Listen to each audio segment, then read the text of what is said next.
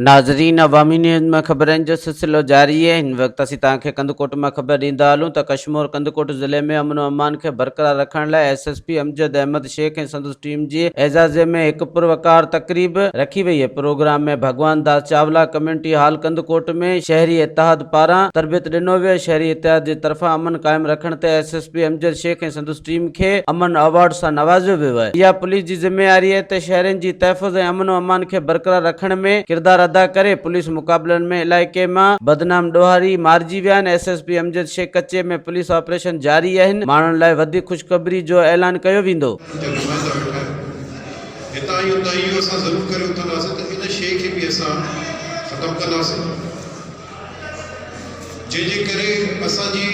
ज़िले की बदनामी थी रही है तो कबीला झेड़ा है तो तमाम घड़ा है।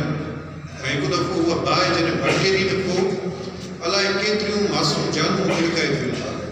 इनखे इंशाअल्लाह ताला असां वेही करे ख़त्म कंदासीं। मज़ीद खबरों और तफसीलात के लिए विजिट करें हमारी वेबसाइट www.awamiNewsHD.com।